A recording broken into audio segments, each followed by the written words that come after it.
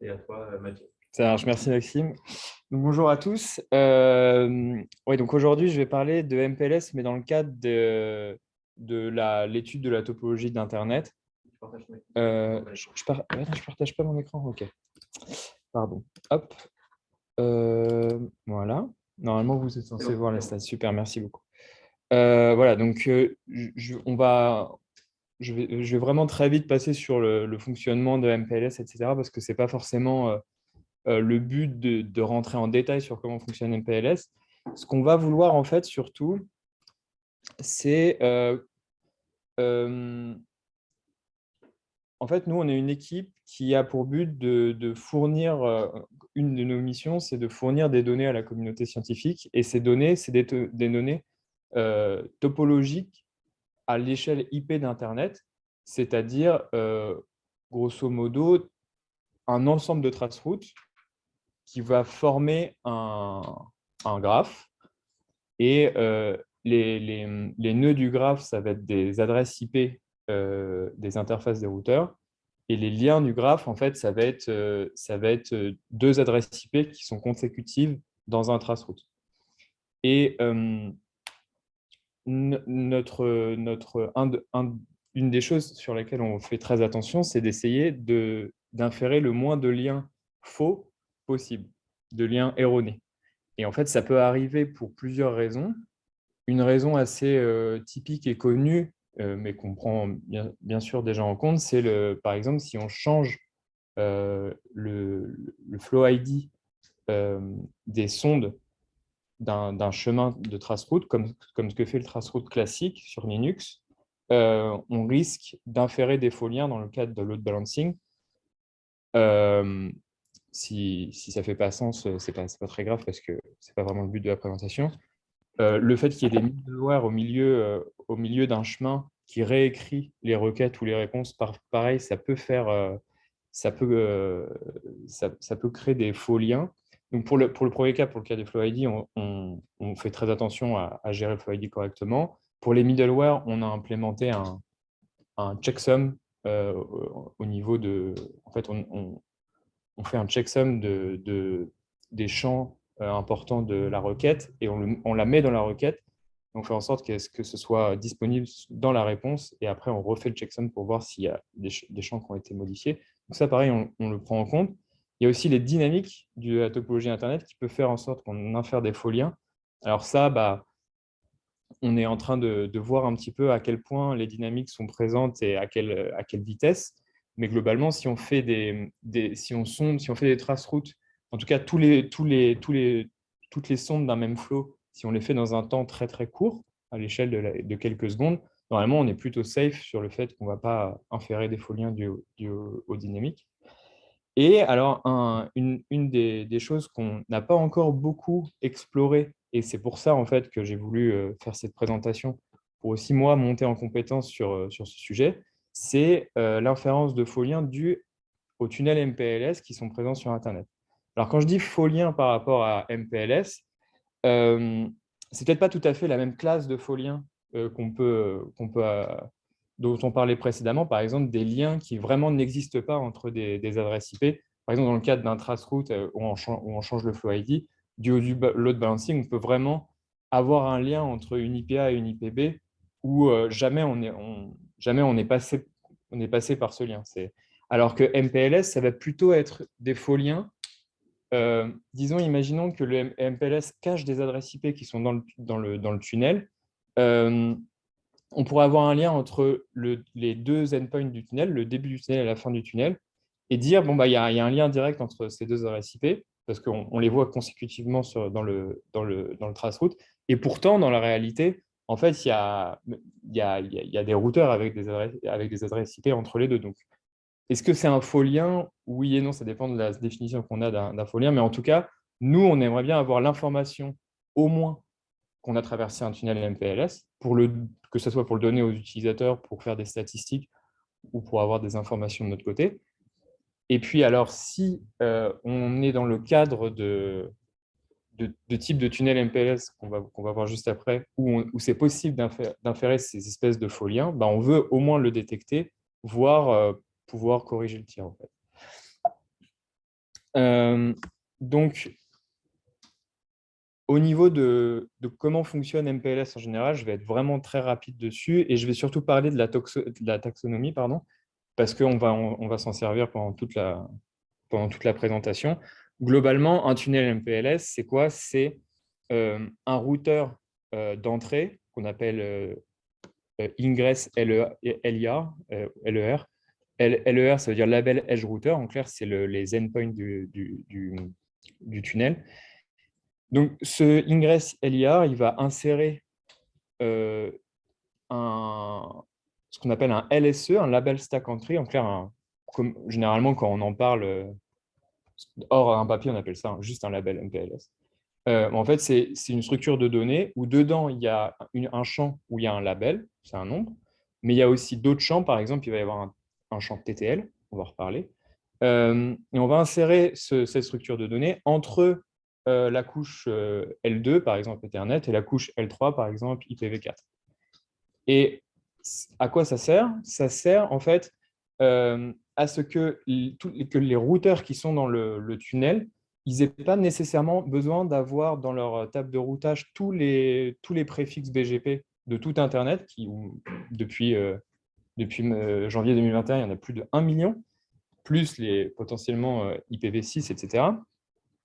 Et simplement, grâce à ces labels MPLS, les routeurs dans le tunnel vont être en mesure de faire du switching de labels et donc de pouvoir forwarder les paquets, enfin switcher les paquets en fonction du label et pas en fonction du préfixe destination. Et donc, c'est beaucoup plus économique d'un point de vue ressources pour les routeurs qui sont dans le tunnel parce qu'ils n'ont pas besoin de faire le lookup sur une grosse table de routage et ils ont juste besoin de faire le lookup du label sur ce qu'on appelle une LFIB, le label forwarding table.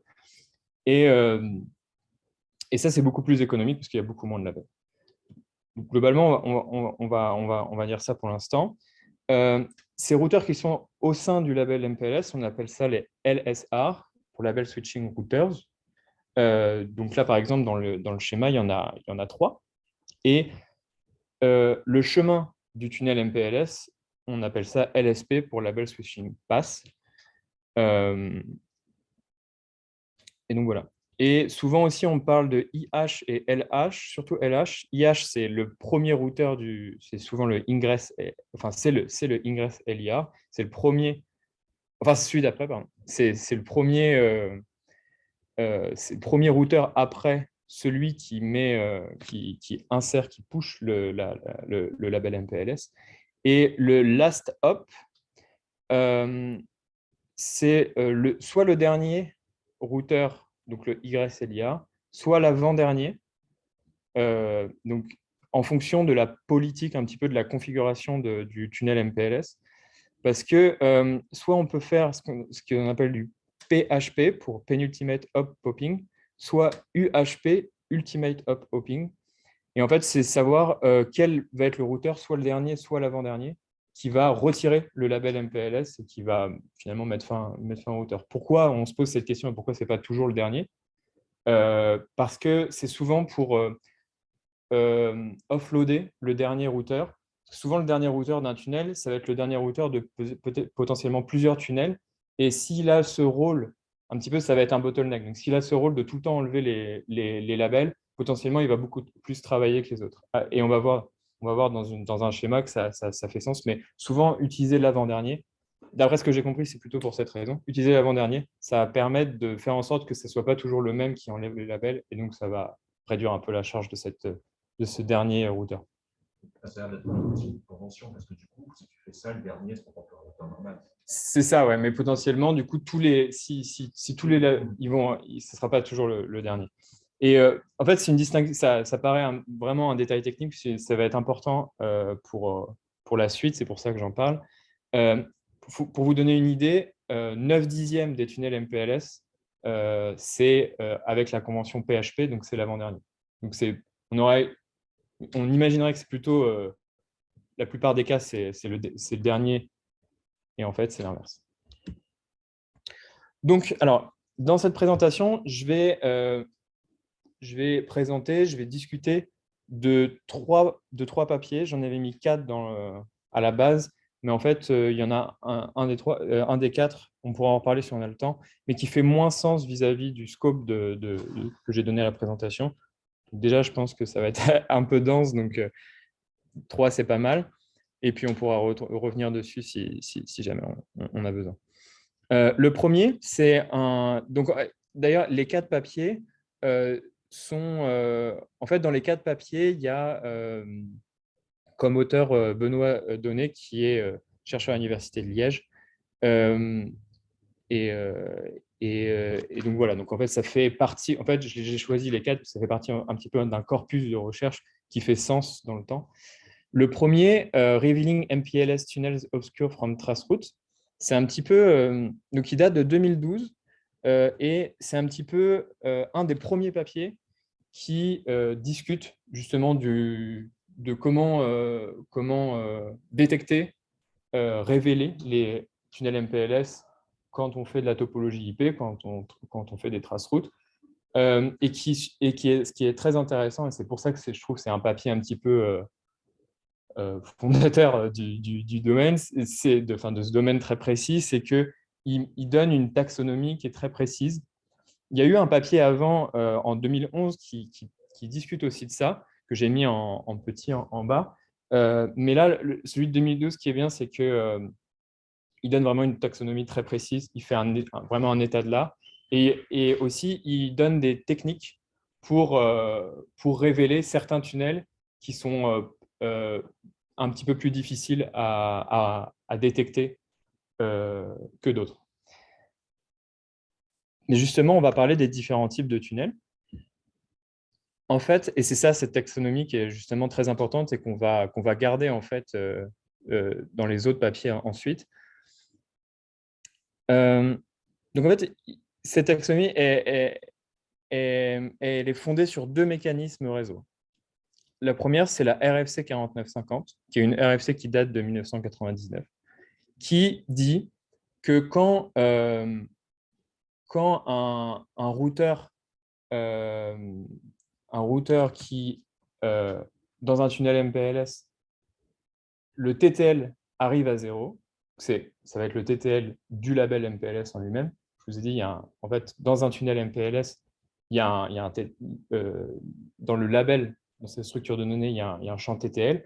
Et quand on passe d'un hop à un autre dans le tunnel, ce n'est pas l'IP, ce n'est pas le TTL du champ du header IP qui est décrémenté, mais c'est le TTL du label MPLS qui est décrémenté.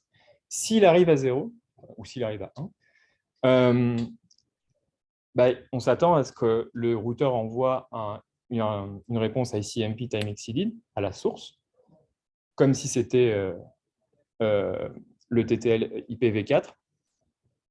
Mais dans ce cas-là, la RFC 4950, elle dit, pour des raisons pour que ce soit plus facile à débugger, on va copier le ou les labels MPLS dans la réponse ICMP.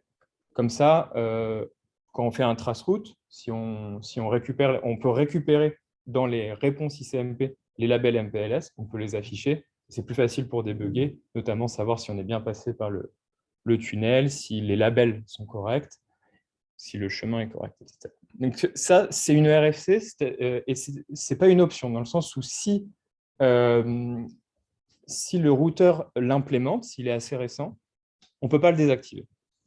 Et ça nous arrange bien, nous. L'autre mécanisme, c'est une option, contrairement du coup à la RFC.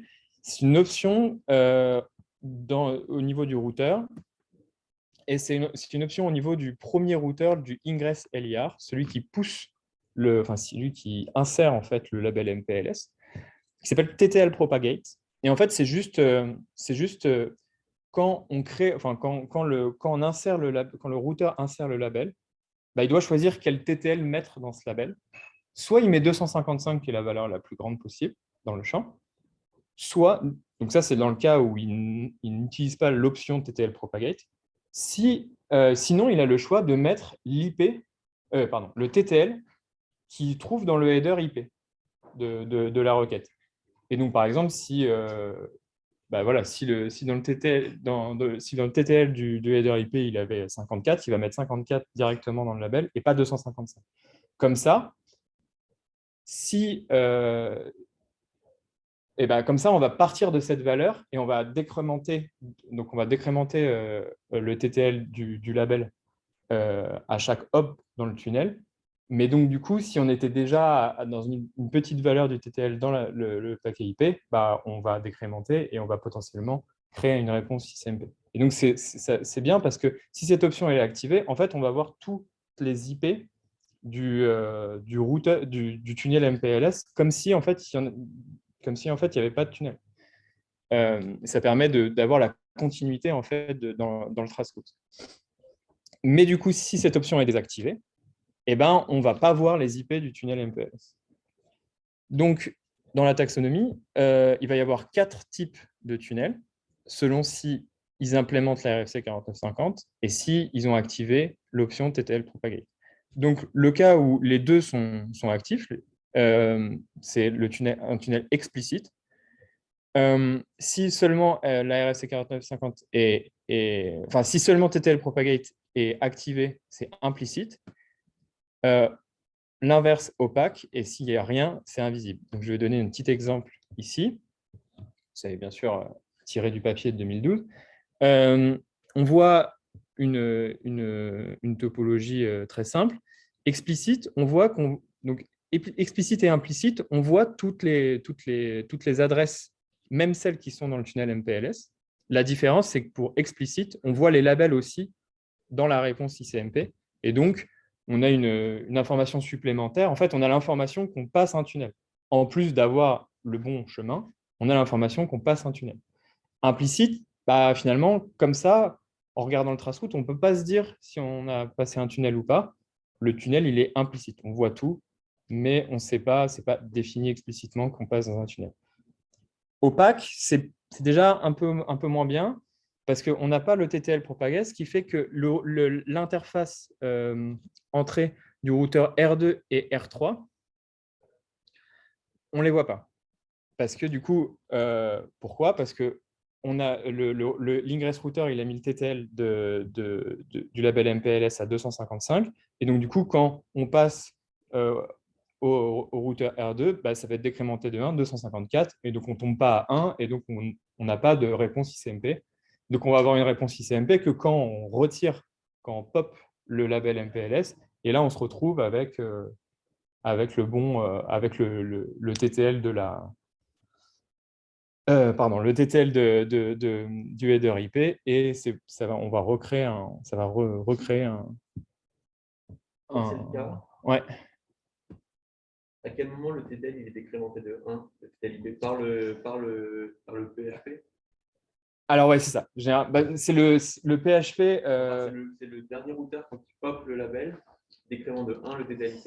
Alors, on va le voir vraiment dans un détail technique à la fin de la présentation si on a le temps. Je crois que justement, il ne le décrémente pas et c'est celui d'après qui le décrémente. Et quand il y a du TTL propagate, est-ce qu'il recopie le TTL qu'il y avait dans le tunnel ou il décrémente juste de 1 le TTL qu'il y avait en entrée? Il commence par En fait, je pense qu'un route. Propagate, ça va dans les deux sens ou pas? C'est juste IP vers MPLS ou aussi il recopie à la fin le TTL MPLS Ah non, il ne recopie pas. Parce que sinon, ça voudrait dire que potentiellement, il réaugmente Tu vois, par exemple, si on avait fait 255, 254, 253 et qu'on avait un TTL de 2. Oui, non, mais s'il y a l'option TTL propagate, ouais. du coup, il aurait mis 1. Il va 10, il va aurait fait 9, 8, 7 à un autre tunnel et il aurait mis 6 dans le IP à la fin. Est-ce qu'il fait ça ou il va juste. Ma question, c'est est-ce qu'il décrémente toujours de 1 le dernier routeur le TTL IP ou est-ce que s'il y a l'option TTL propagate, il reprend le TTL qu'il y avait dans le tunnel? Mais en fait, je ne vois pas la différence parce que du coup, si tu as copié à la base de TTL propagate, ah oui, parce que oui, tu l'as décrémenté entre-temps. Alors, dans ma tête, il le recopiait pas à la fin. Okay. Il reprenait le TTL de base et il le redécrémentait. Oui, donc ça peut vraiment, pour le coup, faire des faux liens au sens… Parce que du coup, en traceroute, ça va faire, tu vas avoir des trucs à TTL, certains TTL, puis tu vas revenir en arrière d'un coup dans le TTL. Ouais. Enfin, Bon, j'espère que je dis pas de bêtises non, par mais rapport à ça. On non, pourra regarder dans le j'espère que papier c'est pas connu, non, c'est après. juste une question. Je suis pas certain. On pourra peut-être regarder dans le papier. Voilà. Et invisible. Donc, dans le cas de opaque, c'est le LH, le routeur qui pop le LSE, le label MPLS. Lui, par contre, il va envoyer un ICMP.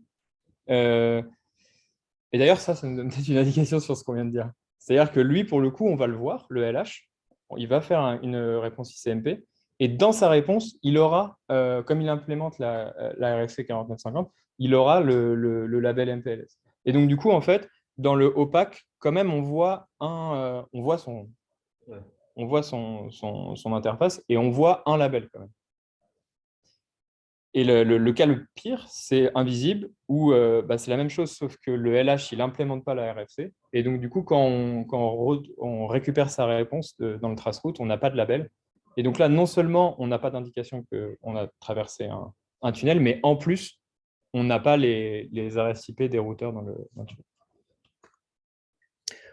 Alors, du coup, les tunnels explicites, c'est les gentils, parce qu'on a la RFC 4950 qui nous dit explicitement qu'on a passé par un tunnel, et en plus, on a toutes les adresses IP. Alors, dans le papier, ils disent que 30% des traceroutes contient des tunnels explicites, et que 5% des adresses IP qui ont été découverts grâce à des traceroutes, ils portent un label MPLS. Enfin, ils associé à un label MPLS dans la réponse SMP. Donc ça, tout va bien, on n'infère pas de faux liens. Implicite tunnel, on n'infère pas de faux liens, donc ce n'est pas problématique. Par contre, on n'a pas la détection du tunnel MPLS, et donc on ne peut pas, par exemple, dire soit à nous, soit à nos utilisateurs, bon, on a traversé un tunnel, donc ça peut être intéressant pour d'autres sujets. Néanmoins, c'est assez simple d'inférer qu'on soit passé par ces tunnels MPLS, même si on n'a pas explicitement les labels, grâce à deux techniques qui présentent dans ce papier de 2012, le QTTL, le Quoted TTL Signature et U-Turn Signature. En fait, c'est assez simple. Là aussi, pareil, c'est une figure du papier. Pour le Quoted TTL Signature, en fait, le Quoted TTL, c'est le TTL du header IP qui a été mis dans la réponse ICMP. En fait, dans la RFC, c'est obligatoire quand il y a un paquet ICMP qui est créé par rapport à une erreur quelconque, il faut quoted, donc il faut inclure le header du IP. Je ne sais pas pour les options, mais en tout cas les 20 octets obligatoires du header IP. Et je crois au moins les 8 premiers octets de la couche transport. Donc, dans le cas de UDP, ça va être tout. Dans le cas de TCP, ça sera une partie. Mais donc, du coup, dans tous les cas, on va avoir le TTL du paquet IP qui a provoqué ce TimeXCD. Et donc, du coup, ce TTL, dans un cas classique où on n'a pas de tunnel MPLS, il doit toujours être, je dirais, pour être safe, 0 ou 1. Quoi. Ça dépend quand il décrémente, s'il décrémente avant ou pas, mais globalement 0 ou 1. Parce que c'est ce champ-là qui fait que c'est justement ce TTL qui fait en sorte de trigger la réponse ICMP. Mais dans le cas d'un tunnel, c'est pas le TTL IP qui trigger la réponse ICMP, c'est le TTL du label MPLS, donc ce qu'ils appellent le LSE TTL, pour Label Stack Entry TTL. Et donc, du coup, le quoted TTL, lui, il ne change pas parce qu'il n'est pas décrémenté quand on passe d'un routeur à un autre dans le tunnel. Et donc, il garde sa valeur initiale, la valeur qu'il avait avant au niveau du ingress LIA. Et donc, potentiellement, donc, en fait, il va être supérieur à 1. Potentiellement, il va, et à chaque routeur du tunnel MPLS, il va augmenter de 1. Parce que au début, là, par exemple, on a un TTL. C'est la différence que c'est quoted moins le TTL. Non, c'est le champ, c'est le TTL qu'il y a dans le champ IP qui est quotidienne dans la réponse ICMP. Bah alors, je te donne un exemple. Si, imagine, tu as un TTL de 2 parce que tu mets un TTL de 2, enfin, tu mets un TTL bas et quand il arrive à l'ingress LIA, il a un TTL de 2, le paquet IP. Il est encapsulé, donc il n'est pas 1, donc il ne trigger pas de réponse ICMP par le l'ingress LER. Il est encapsulé dans un label MPLS. Imagine, il y a le TTL propagate. Donc, du coup, le TTL du label MPLS, il est de 2. Et le TTL IP, il est de 2 aussi. On est switché vers le routeur 1, là, le routeur d'après. Le LSE TTL, il est décrémenté, donc il est égal à 1. Ça trigger disons que c'est 1 qui trigger, ça dépend comment tu comptes, mais ça trigger un ICMP, mais par contre, dans le champ IP, c'est toujours 2, quoi. Oui, mais ça, dans tout ton tunnel, ce quotidien TTL, il ne change pas dans tout le tunnel. Bah si, parce que la fois d'après, quand tu vas arriver à l'ingress LER, tu auras un TTL de 3. Parce que tu auras 1 de plus. Donc tu mets 3 dans ton LSE TTL, 2, 1. Bah ouais, en fait, à chaque probe, tu augmentes de 1. Je trouvais que c'était la même probe et je ne comprends pas pourquoi ça compte. Non, c'est que tu as augmenté le TTL dans ta probe. Okay. C'est ça, tu as augmenté le TTL dans ta probe. Donc la fois d'après, tu vas aller un hop plus loin. Okay. Et donc mais par contre, le IP TTL, lui, il n'aura pas changé. Enfin, il sera toujours à 3, puis 4, etc. Donc c'est pour ça que ça va augmenter. Puis TTL égale 1, 2, 3, 4, etc. Oui, en fait, plutôt que de dire qu'augmente, c'est juste que ça conserve le TTL. Voilà, exactement. Peut-être que je m'exprime mal. Ouais. Okay. Mais ça conserve celui de la probe. Mais donc, du coup, quand tu les compares au niveau de tes réponses, ils augmentent. Tu vois ce que je veux dire. Okay. Effectivement, le TTL, il n'augmente jamais au sein de probe. Oui. Donc, ça, c'est la signature, en fait. Si le quotidien est supérieur strictement à 1, eh ben, tu es dans ce cas-là. Et donc, tu fais face à un tunnel implicite. La deuxième technique s'appelle le U-turn signature. Et pour le coup, là, c'est un delta. C'est-à-dire qu'en fait, ils ont remarqué que quand un routeur dans le tunnel MPLS, il doit faire le time exceeded, il doit trigger le time exceeded, potentiellement, d'après ce que je comprends, potentiellement, il n'a pas la route vers la source, vers le vantage point. Parce qu'il n'a pas toute la table de routage, etc. Donc, ce qu'il va faire, c'est qu'il va envoyer le time exceeded à la sortie du tunnel, donc au niveau du LH. Et le LH, lui, il a les deux, puisque c'est le endpoint. Donc, lui, il a la route vers la source dans sa forwarding table. Et donc, lui, il va forwarder ce time exceeded à la source. Sauf qu'il va reprendre le tunnel MPLS ou un autre, mais il va reprendre le tunnel, enfin, on va dire qu'il reprend celui-ci, et donc il le retraverse dans l'autre sens.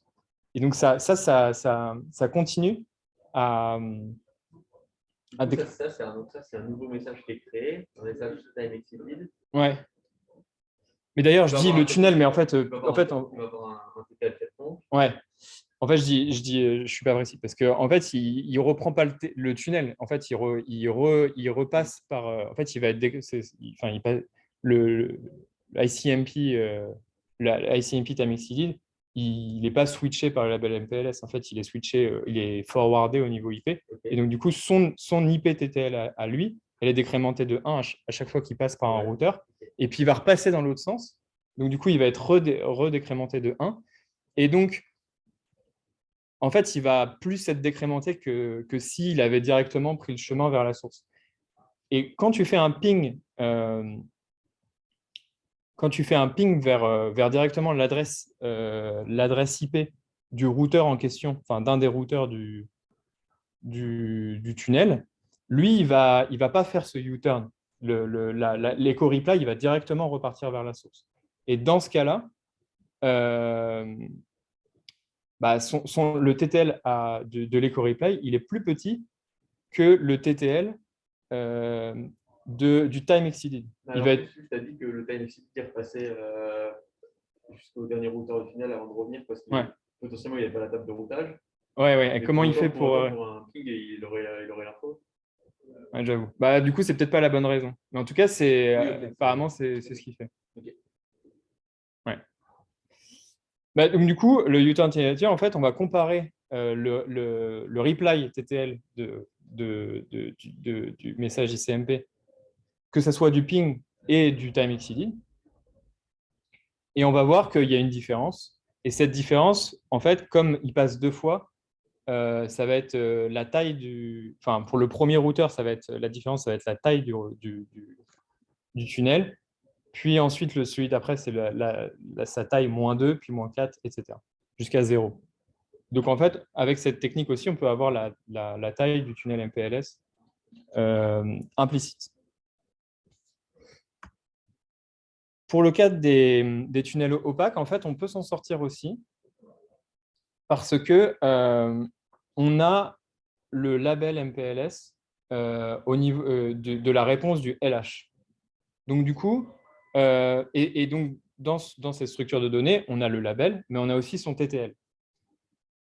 Et ça nous donne des informations parce que, donc, si on revient là, imaginez là, du coup, il n'y a pas le TTL propagate, donc on a juste au niveau du pop LH, là, on a le label dans la réponse ICMP, sauf que ce label-là, il a été décrémenté par tout le tunnel. Et donc, du coup, par exemple, il était à 255 au niveau de IH, 254, 253, et donc il va être 252 au niveau du LH. Et c'est cette valeur-là qu'on aura 252. Et bah, ça, vu qu'on sait que ça commence à 255, en fait, il suffit, pour avoir la taille du tunnel, il suffit de faire 255 moins… Enfin, en fait, il suffit de faire juste une différence pour avoir la taille. 255, c'est toujours vrai, c'est pas les opérateurs qui choisissent ce qu'ils mettent. Bah, alors, Ça me paraît un peu hasardeux quand même. il semblerait que dans l'extrême majorité des cas, pour le coup, quand ils créent le label MPLS, ils mettent 255, Après, quel que soit le routeur, que ce soit Juniper ou Cisco, etc. Après, c'est pion, c'est facile à vérifier parce que tu prends Voilà. les valeurs communes, le tunnel il fait jamais Ouais. 200 hop. Généralement, dans les TTL signatures, c'est soit 64, soit 128, soit Tu peux 255. l'avoir direct. Et donc, globalement, voilà, tu peux t'en sortir comme quand tu essayes de trouver l'initial TTL comme d'habitude, quoi. Et donc ça, bah, c'est pareil, ça permet de… En fait, ça permet… Donc le label MPLS permet en lui-même de reconnaître on est passé par un tunnel et on peut avoir sa taille grâce au LSETT. Il n'y a aucun moyen de trouver les adresses. Bah, en tout cas, dans le papier, ils disent que c'est pas possible. Par contre, ils disent que les tunnels opaques, ils sont vraiment pas très communs. Ils sont 20 fois moins prévalents que les tunnels explicites, alors que les implicites, ils sont seulement 5 fois moins prévalents, d'après ce qu'ils ont trouvé dans le papier de 2012.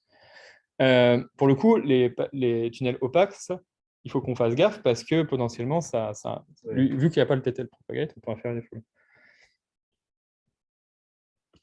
Et ensuite, bah, il y a la dernière classe, les tunnels invisibles. Dans ce cas-là, on n'a rien, ni TTL propagate, ni la RSC. Bah, là, en 2012, ils n'ont aucune technique pour inférer quoi que ce soit. Après, ils disent que, vu la tendance des explicites par rapport aux implicites par rapport aux opaques, ils disent que ça devrait être 40 à 50 fois moins prévalent. On va voir que dans le papier de 2019, justement, où ils font l'étude des tunnels invisibles, en fait, ils revoient ça, puisque maintenant, ils ont les vraies données, et puis ils expliquent qu'en fait, c'est pas si vrai, et que c'est quand même beaucoup plus prévalent que les opaques, par exemple. Et dans ce cas-là, c'est pareil, nous, on peut inférer des fouilles, hein, donc faut faire attention. Ok, donc j'ai fini pour mon premier papier de 2012. Ensuite, on va parler d'un deuxième papier qui est, donc je vois que je prends beaucoup de temps, et c'est normal, tant pis. On va parler du deuxième papier qui est, lui, sorti en 2017 et qui va se focus sur justement ces tunnels invisibles, puisqu'on n'a aucune information, mais on aimerait bien quand même savoir à quelle proportion ils sont et comment au moins les détecter, quoi. Nous, ça nous intéresserait bien déjà de les détecter. Donc, il présente des techniques pour révéler les tunnels invisibles et il montre que, en fait, bah, comme en les prenant en compte, en fait, on se rend compte qu'il y a beaucoup plus de tunnels qu'on pensait sur Internet. Et aussi, ils discutent, en fait, ils mettent à jour un petit peu les modèles qu'on a du graphe d'Internet grâce à ça, en fait. Et ça, j'aurai pas le temps d'en parler. Donc, en fait, dans le papier, ils vont présenter 4 techniques. 2 techniques qui permettent de détecter ces tunnels invisibles et 2 techniques qui vont permettre de révéler les nœuds des tunnels invisibles. OK ? Donc, les deux techniques pour découvrir les tunnels invisibles s'appellent FRPLA et RTLA. Et en fait, c'est basé sur la même idée. Quand le LH, donc celui qui pop le label, il crée le time exceeded, la réponse time exceeded, en fait, probablement, il va repasser dans le tunnel. Ou au moins, il va repasser dans un tunnel qui est le return pass tunnel. Très probablement.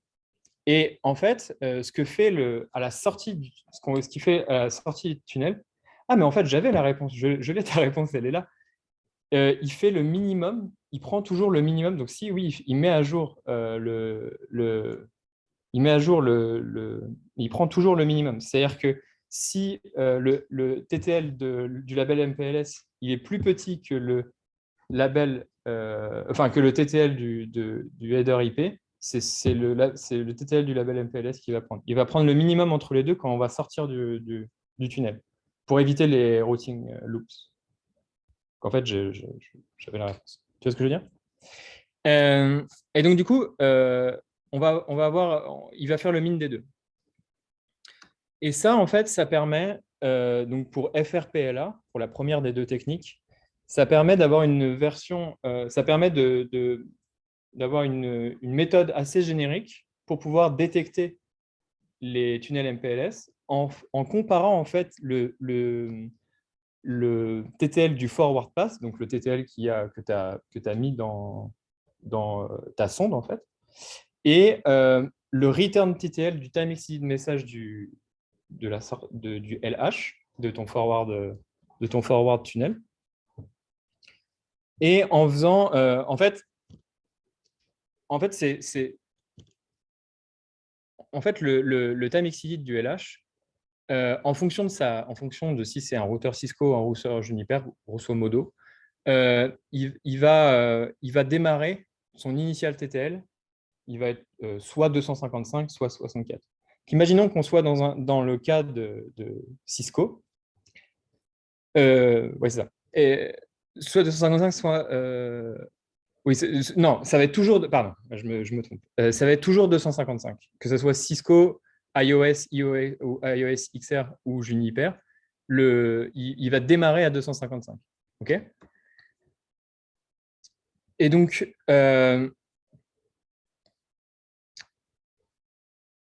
le time exceeded message,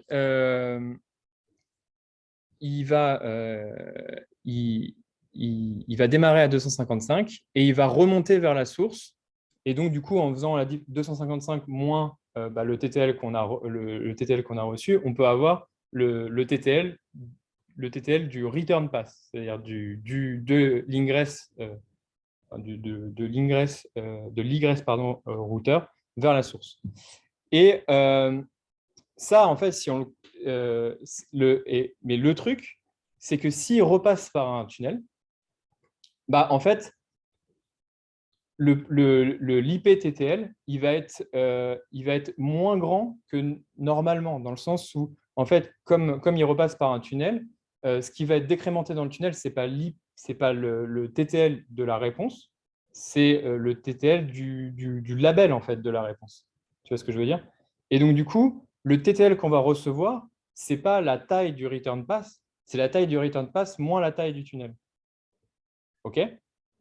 Ça, si on le compare avec le forward pass, le TTL qu'on a mis dans notre sonde, on va avoir un delta dans le cas où on prend le même chemin. Vous voyez ce que je veux dire? Si je donne un exemple. Là, pour arriver au PE2 left, on a fait finalement, on a dû avoir une sonde qui a un TTL de 1, 2, 3, 1, 2, 3. Okay, donc, on avait un TTL de 3. Quand l'ingress, il forward la réponse ICMP, il met, disons, 255. Donc, mais le truc, c'est qu'il va repasser par un tunnel. Donc, disons qu'il repasse par le vert, pour que ce soit plus simple. Dans ces cas-là, il va être encapsulé dans un label MPLS qui va commencer à 255 et son IPTTL à la réponse, elle est aussi de 255. Donc, il va passer dans le tunnel. Donc, le label TTL, le LSE TTL, il va être décrémenté. 254, 253, 252. Et ensuite, il va être désencapsulé. Et le PE1, là, il va faire le min des deux, entre 255 et 252. Donc, il va prendre 252. Puis ensuite, 251, 250. Donc, le Vantage Point, il va avoir un return TTL, le return de la réponse SMP, de 250. Donc, il va faire 255 moins 250, il va avoir 5. Sauf que le forward TTL, il était de 3. Donc, il va pouvoir faire la différence et voir que ce n'est pas le même. OK ? Et donc, en fait, ça indique que potentiellement, on est passé par un tunnel MPLS. Le problème, c'est que potentiellement, le forward pass et le return pass, il est asymétrique. Donc, du coup, ça n'indique pas directement que forcément, on est passé par un tunnel MPLS. Donc, ce qu'ils font, c'est qu'ils font en fait une analyse statistique sur toutes les IP d'un même AS et ils regardent si statistiquement, ils ont un shift en fait, vers le positif. Et s'ils ont un shift statistiquement de toutes les adresses IP de l'AS dans le positif, potentiellement, c'est qu'en fait, c'est que cette différence, en fait, c'est la taille du tunnel et qu'ils sont passés en fait, ils sont passés à chaque fois dans un tunnel. Donc en fait, on ne peut pas juste avec un traceroute dire forcément c'est un tunnel à cause de l'asymétrie entre la taille du forward pass et du return pass, mais statistiquement, potentiellement, on peut le dire. Donc ça, c'est pour la première technique. La deuxième technique, elle est plus précise, c'est dans le cas où on est dans le cas où l'ingress forward, donc PE2, c'est un routeur Juniper. Là, la différence entre Cisco et Juniper, c'est que quand on craft un echo reply, donc pour un time exceeded, c'est tous les deux, c'est 255, mais pour un echo reply, pour Cisco, c'est aussi 255, mais pour Juniper, c'est 64. Et avec JunoS. Et donc, dans ce cas-là, si on fait un echo request à PE2 left, et en fait, l'echo reply, il va pas commencer à 255, mais il va commencer à 64. Et du coup, il va être donc du coup, il va y avoir le même mécanisme. Il va repasser par le tunnel MPLS et donc cet IPTTL, il ne sera pas décrémenté. Mais ensuite, le minimum, entre 252 par exemple et 64, ça ne va pas être 252. Alors qu'avant, c'était 252 parce qu'on comparait avec 255, mais là, ça va être 64. Et donc, on va repartir de 64 ici, puis 63, puis 62. Et donc, si on prend cette information du time exceeded et l'information de l'echo reply, et en fait, mathématiquement, on peut voir la taille du tunnel MPLS parce que finalement, la soustraction, la différence des différences, globalement, ça va être exactement la taille du tunnel. Et donc ça, c'est plus précis. Alors, c'est plus restrictif parce qu'il faut que les endpoints des tunnels, ça soit des Juniper. Mais pour le coup, dans ce cas-là, c'est plus précis parce qu'on a directement la bonne taille. On n'a pas besoin de faire d'analyse statistique, on a directement la bonne taille du tunnel. enfin, du tunnel du retour. En fait, là, j'ai pris exemple que qu'en fait, l'aller et le retour, c'est le vert pour que ce soit plus simple. Mais en vrai, en fait, on a l'indication que c'est qu'on repasse par un tunnel MPLS au retour. Mais ça peut nous permettre en fait de savoir qu'on est repassé par un tunnel MPLS au retour. Ça peut en fait être une indication que potentiellement on est passé au niveau de l'allée par un tunnel MPLS invisible. Et dans ce cas-là, il propose deux techniques pour justement révéler les hops du tunnel d'allée forward grâce à deux techniques qui s'appellent DPR et BRPR. BRPR, pardon. Et alors là, l'idée, c'est basé sur le routage, en fait. C'est quand donc, imaginons le forward LSP, c'est encore un tunnel invisible. Ce qu'on voit quand même, c'est cette adresse-là, l'adresse left de PE2, ou plutôt l'adresse left de LH, enfin, dans le cas de PH, dans le cas du penultimate popping, ça va être plutôt P3. Et cette adresse-là, left, c'est l'adresse pas BGP, enfin pas, c'est une adresse interne à l'AS. Et leur idée, c'est que si on fait un traceroute vers cette adresse, dans le cas où les routeurs sont des routeurs Juniper, parce que la policy, c'est là où ça commence à être technique, parce que la policy des routeurs Juniper, c'est qu'il n'y a que les loopbacks il n'y a que les loopback adresses qui passent par les tunnels, MPLS, mais pas les internal IP adresses de l'IGP. Eh bien, si on fait un traceroute vers cette adresse, on va directement avoir l'adresse IP de P1 left, PE2 left et P3 left. Mais ça, c'est que dans le cas de Juniper. Et donc ça, c'est la technique BPR, parce qu'on peut directement avoir en un traceroute récupérer toutes les adresses invisibles du.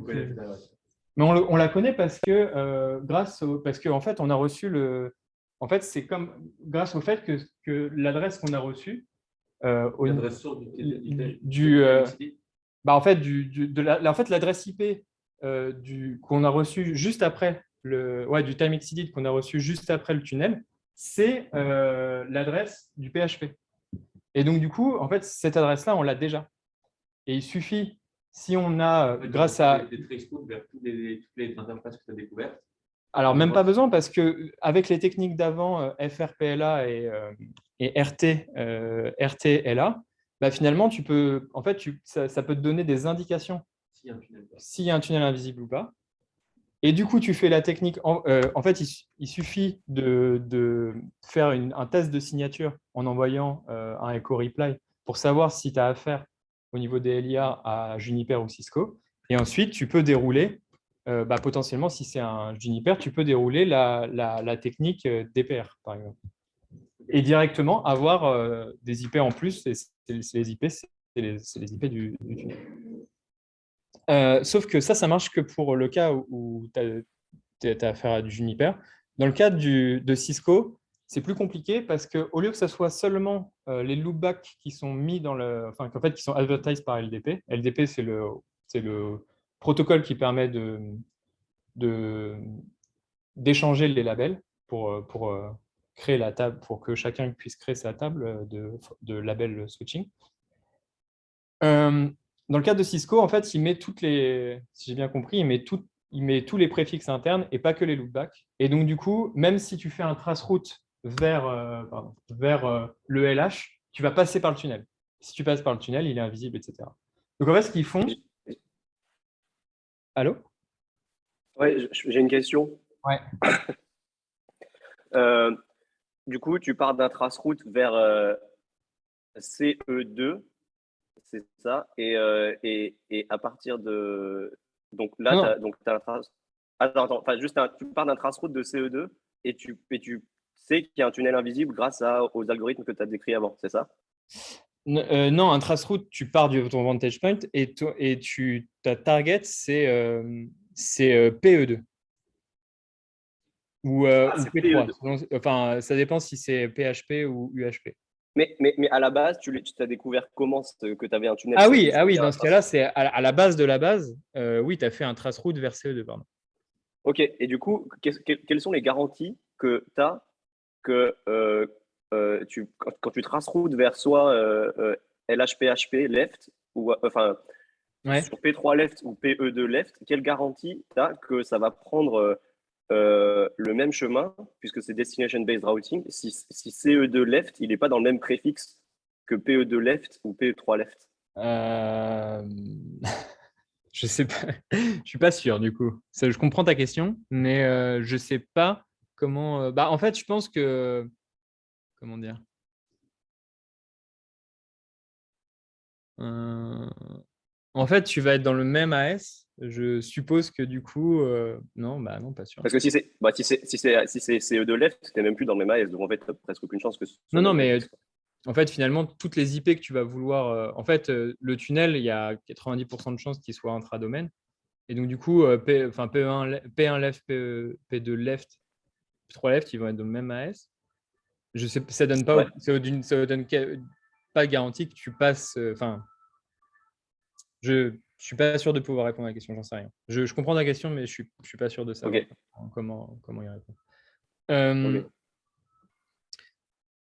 Bon, alors pour BRPR, le truc c'est que du coup, on peut pas faire la même technique si on essaye de faire le traceroute. En fait, ce traceroute, ça va passer par le tunnel et on va rien voir. Mais par contre, on va voir, enfin, on va pas tout à fait rien voir dans le cas de PHP. En fait, si on fait un traceroute vers PE2, on va avoir, en fait, celui qui va répondre, c'est le penultimate, donc ça va être celui d'avant, ça va être le LHPHP, ça va être P3 left pour le coup.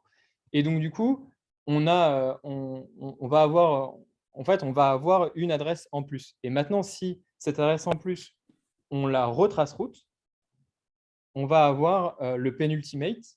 Ça va être, donc en fait, à chaque fois, on va passer dans le tunnel, mais le penultimate, si on fait un trace route vers P3 left, ça va être P2 left. Et donc, du coup, on va avoir encore une fois une adresse en plus. Puis, on peut refaire un traceroute et récursivement arriver jusqu'à PE1 left. Et donc, en fait, récursivement, tu vas découvrir à chaque traceroute, tu vas redécouvrir une interface supplémentaire.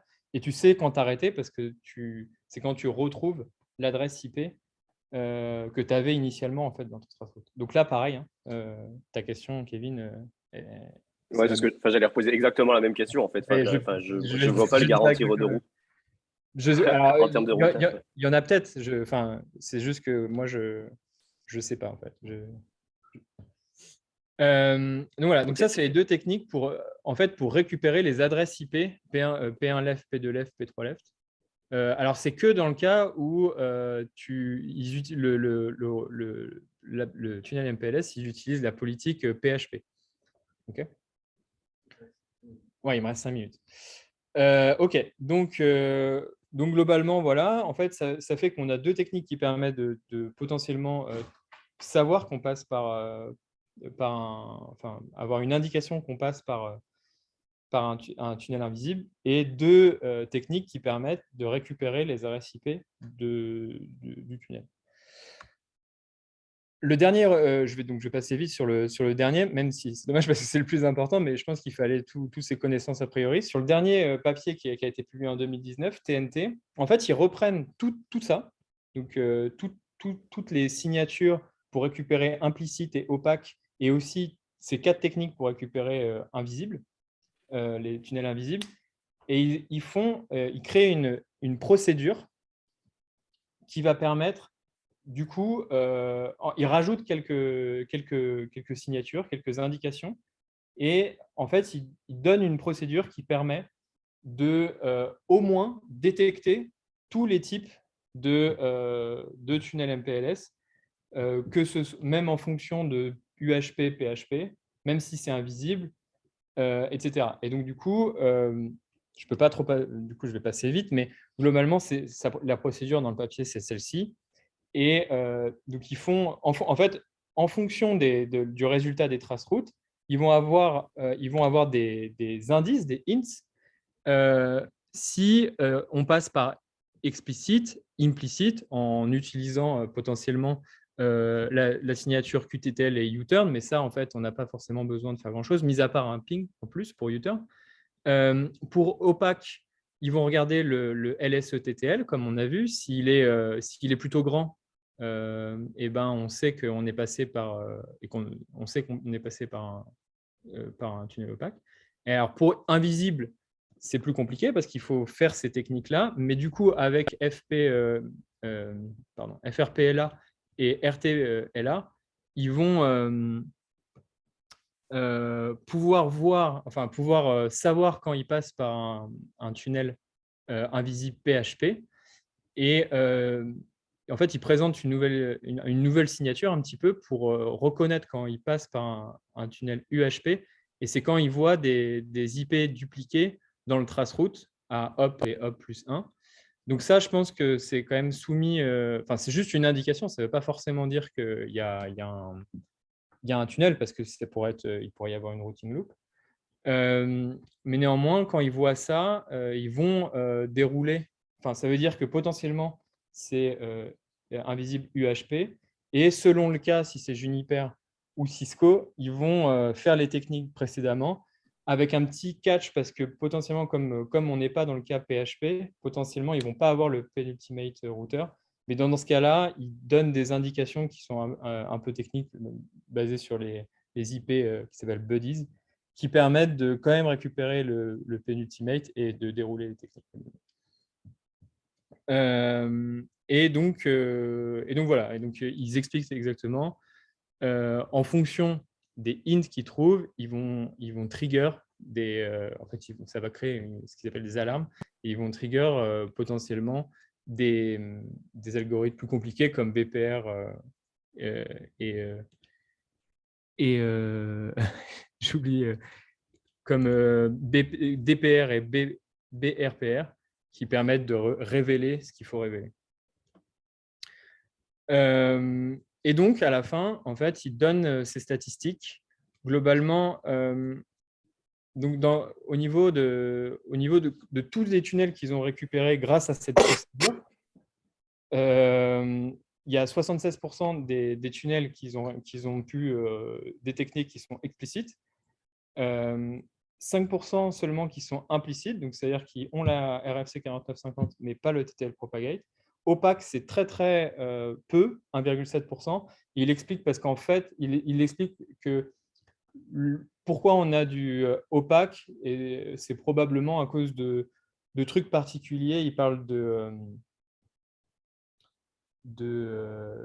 VPRN, je crois, qui est en clair, si j'ai bien compris, un moyen de faire un peu comme du VPN mais avec MPLS, avec IP MPLS.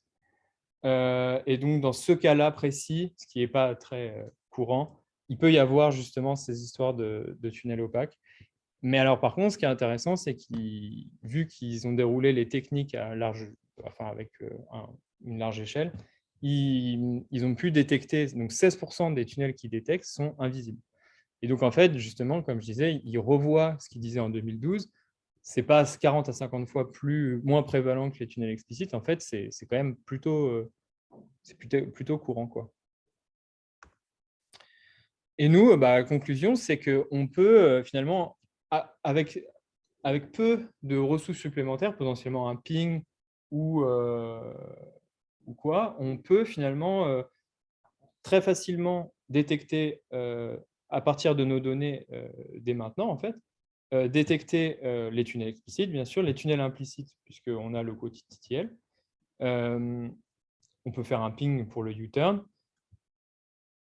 On peut détecter opaque aussi, parce qu'on a, le label MPLS. Et pour les invisibles, on pourra au moins, sans forcément devoir faire les algorithmes DBR et ces algorithmes-là, DPR et BRPR, on peut au moins assez facilement faire les techniques FRPLA et RTLA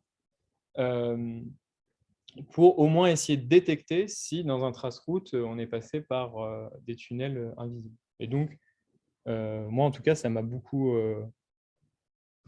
plu de lire ces papiers-là parce que ça, je pense ça va permettre de nous mettre en place des choses pour donner plus d'informations dans nos bases de données et potentiellement corriger ou au moins exclure des liens dans le cas où on suspecte qu'on est passé par un tunnel opaque ou invisible. Voilà.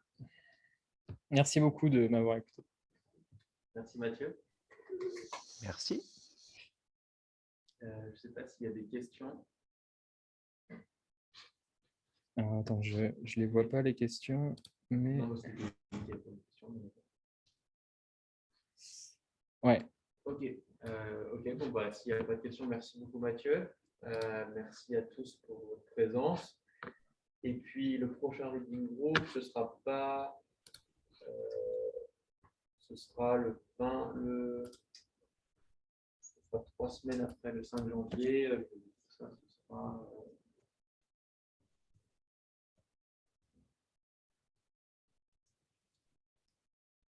ce sera le 12 Ouais, janvier. je crois que c'est le 12. Ce Ouais. sera le 12 janvier. Par contre, on ne sait pas encore. Hein? Bah, le 5, on s'était dit qu'on va peut-être le skipper parce que... Ça va être le 5 et le 12. Ah, C'est là où je bah, je peux te Bon, dire. vérifier, Enfin, on bref, verra, mais en tout cas, ouais. ça sera courant Ce sera 3 semaines après le 5. Voilà, bah, merci et puis bon appétit. Merci beaucoup.